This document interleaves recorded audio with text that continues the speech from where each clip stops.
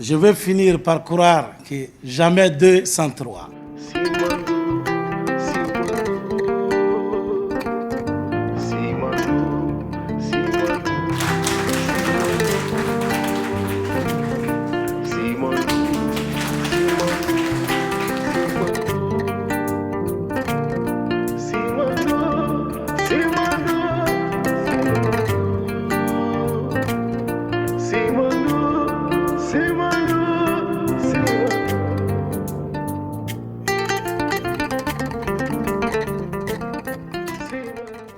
Après la pose de la première pierre de la raffinerie de la société SPIC à Bofa et celle du consortium Winning à Dobali, dans la préfecture de Bokeh, nous voilà réunis ce matin pour un nouvel acte fondateur.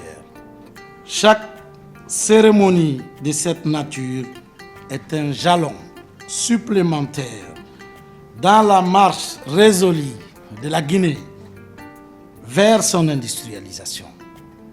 Avant toute chose, je vais rendre un hommage à la vision lucide et constante de son Excellence, le Président de la République, Mamadi Doumbouya. Une vision accompagnée d'une détermination sans laquelle aucun de ses actes ne serait possible en République de Guinée. La transformation locale de nos minerais est désormais une réalité irréversible. Avec la bauxite, nous avons déjà ouvert la voie. Nous commencerons, certes, par l'alumine, mais nous n'en resterons pas là. L'aluminium lui-même sera un jour produit sur le sol guinéen. Pour le fer de Simandou, la même exigence s'impose. Nous débuterons par des usines de pellets d'acier. Mais notre ambition ultime est de transformer l'acier ici, chez nous, en République de Guinée. Deux filières, une seule ambition. Que la Guinée capture l'intégralité de la valeur de ses ressources naturelles.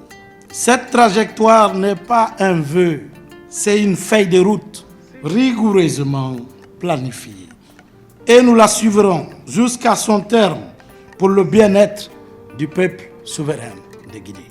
Notre ambition s'enracine dans une décision historique, celle du 8 avril 2022, lorsque le chef de l'État, son Excellence Mamadi Doumbouya, a affirmé avec une détermination sans faille que la transformation locale du minerai guinéen est désormais une exigence non négociable de la République, conformément au respect des conventions signées par chaque industriel.